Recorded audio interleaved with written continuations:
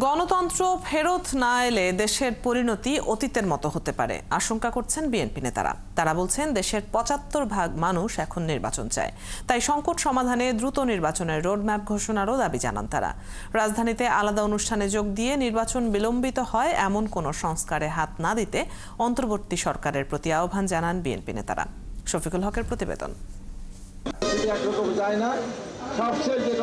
ডিসেম্বরে নির্বাচনের দাবিতে অনড় বিএনপি। প্রধান উপদেষ্টার সঙ্গে সাক্ষাৎ করে সন্তুষ্ট হতে না পেরে সভা সেমিনারে সেই নির্বাচনের রোডম্যাপ চেয়ে আসছেন দলটির নেতারা। মাঠের অলরাউন্ডার আমি, আর ঘরের allrounder Tylox. Tylox toilet cleaner, clean মানেই টাইলক্স।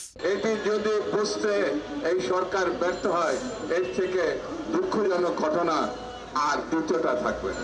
জাতীয় প্রেস ক্লাবে নির্বাচনের রোডম্যাপ ঘোষণার দাবিতে এক সমাবেশে যোগ দিয়ে বিএনপি নেতা শামসুজ্জামান দুদু জানান, গণতন্ত্র মেনে দ্রুত নির্বাচনের রোডম্যাপ দিলে রাতারাতি সব সমস্যার সমাধান হয়ে যাবে।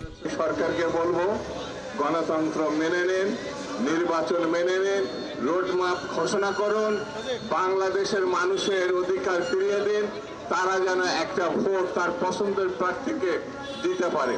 এটি মেনে নিন, দেখবেন রাতারাতি সকল সমস্যার সমাধান হয়ে আসবে।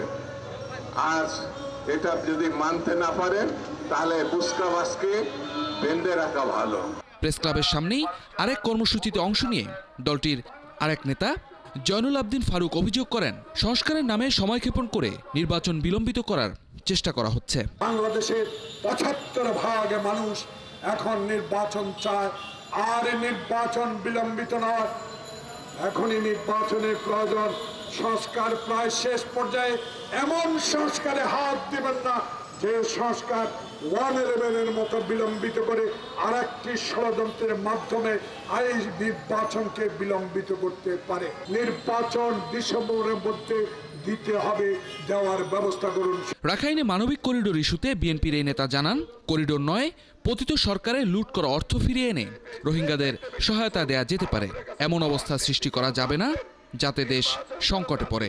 আবারও যেন আমাদেরকে এই করিডোর নিয়ে আবার আন্দোলন না করতে হয়। শফিকুল হক, ৭১, ঢাকা।